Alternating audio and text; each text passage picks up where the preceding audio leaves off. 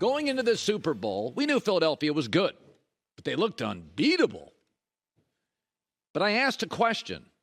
Are we sure their defense is great, or did it end up looking great because it carved up awful NFC quarterbacks?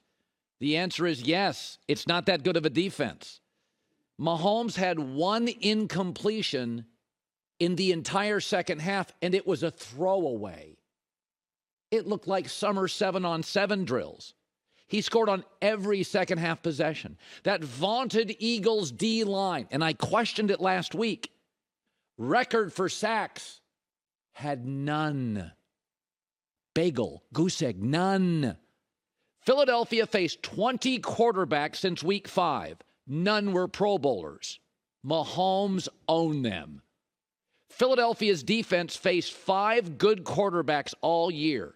Trevor Lawrence, Aaron Rodgers, Mahomes, Jared Goff, and Dak once. They averaged 33.5 points. Blame the ref. But the only reason we thought Philadelphia was better in this game is because Mahomes was never on the field in the first half. The minute he was, it was a mismatch. One incompletion in an entire second half of a Super Bowl? Beyond that, the run game for the Chiefs, the run game, averaged over 6 yards a carry. They averaged 6.5 yards a play. The Eagles had no sacks.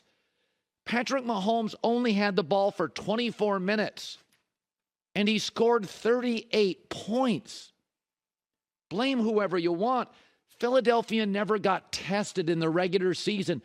Daniel Jones 3 times? Really? Dak once? The Commanders' offense was a mess, and they certainly weren't tested in the playoffs.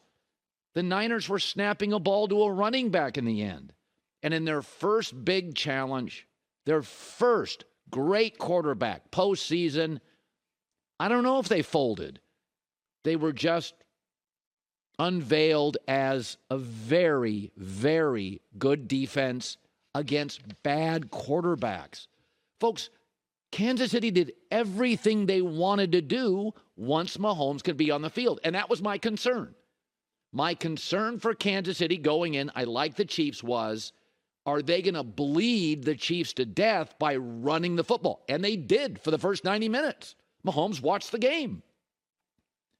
That was my big concern. Would Mahomes watch it with this offense? And that's what happened. But second halves are really big in Super Bowls because you're usually facing a great coach, Andy Reid, or a great quarterback, Patrick Mahomes. Daniel Jones, second half, already trailing by 2 or 3 touchdowns. That's not a challenge. That's where Philly got most of their sacks. Philly had no sacks. Couldn't stop the run. And Philly's going to be back, and I love their quarterback. And their aggressive head coach feels like he fits the organization perfectly. But here's another thing. In the congested red zone, the most congested area of the field, 2 different times, the Philadelphia defense wasn't within 10 yards of an Eagle receiver. That's high school stuff. That is Andy Reid seeing a defense that cheats on motion. By the way, Andy Reid's, one of his best friends is Doug Peterson. Doug Peterson coaches the Jags. The Jags used this play against Philadelphia earlier this year. Doug Peterson calls Andy Reid, said they over-pursue, they cheat. Andy said, I'll remember that. Tells Bieniemy, and they used it twice. Folks, you cannot. This is a congested area. There's nobody within 10 yards. That is coaching. Andy Reid, the greatest play designer of my life, worked Philadelphia's defense. By the way, it's a longer halftime. Sometimes adjustments can be overstated in the short 15-minute time slot you have in the regular season. But at halftime of a Super Bowl, you can make real adjustments. Andy Reid did. The greatest play designer of my life with Patrick Mahomes at the helm. This is a combination we've seen before. When the great coach, Bill Walsh, has the great quarterback, Joe Montana, you dominate the sport. When the great coach, Chuck Noll, has the great quarterback and defense, Terry Bradshaw. You dominate the sport. Belichick and Brady. And that is now, in the details and the play design, Andy Reid and Mahomes. As great as Andy is, it's virtually unstoppable in big games. Let's shift to the call.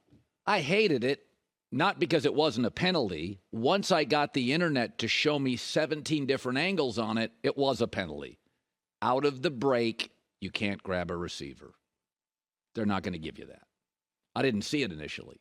And I like officials to step out of the way in the biggest spots. I call it situational officiating. Every time I say that, I get crushed by fans. But it was a penalty. It's just maddening, a perfect game. This becomes crucial. James Bradberry grabbed a jersey out of the break. Plus, and this is something that needs to be mentioned, it's coaching. The Eagles wore dark gloves. The Chiefs rarely wear white jerseys, but everybody knew they would. Rob Ninkovich, a former Patriot, said it today on the air. Belichick, whenever his teams faced a team in white jerseys, wore white gloves. Belichick unraveled brilliant young coach Sean McVay in a Super Bowl with tricks like that. Andy Reid did the same to Nick Sirianni. Dark gloves, white jerseys. Folks, when great teams play in big games, it is inches, not feet. We don't know if it would have been overlooked, but it's the little stuff that McVay admitted.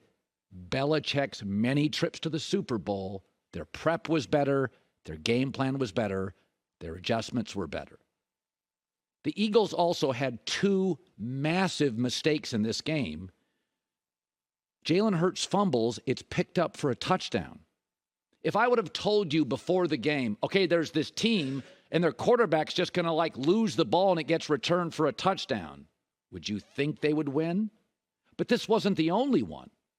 They also had a massive special teams gaffe. Sean Payton called it on the pregame show. Didn't like Philly special teams. It is the longest punt return in NFL history. If I told you before the game, one team had a massive gaffe by their quarterback that resulted in a touchdown for the other team, and that same team had a major special teams gaffe, does it sound like you'd win the game? You can't make those mistakes in huge games against great teams. You can't. The Chiefs also had a major punt return, kick return against the Bengals. This is coaching. The Chiefs worked a younger coach. Go ahead, blame the refs. I get it. That's what fans do. And Philly did a lot of things right. But just think about this. The Philly defense was awful for 2 hours at the end. The Philly special teams had the gaffe of the game. And the vaunted Philly run game was nowhere to be found outside of Jalen Hurts. Kansas City's run game was better than Philly's run game. And it was Mahomes in the second half making key runs. Blame the ref. I get it. Great game. Movies, even an average movie, often has a great ending because you write it. And all the conspiracy wackos today are probably thinking that's the truth. This was a great game with an odd ending. But once you could see the grab out of the break, that's a penalty. Shannon Sharp saw it. Guys who have played in the game saw it. I have been pushing back on fans for years. NBA fans will blame the refs, and their team misses 11 free throws and has 16 turnovers. But it's that hand check that bothers you. For 2.5 hours, the defense of the Eagles, which, by the way, the 49ers said during this week, there are a lot of holes with this defense. Mahomes and Reid are going to find them. 2.5 hours. The defense and the run game, where were they? Special teams, disaster. And you're going to blame a penalty that's a penalty because of the timing of it. Hi, everybody. Thanks for watching. Subscribe here to get the latest from the show. Also, be sure to check out more of the best clips from The Herd or go watch a few segments from other shows on FS1.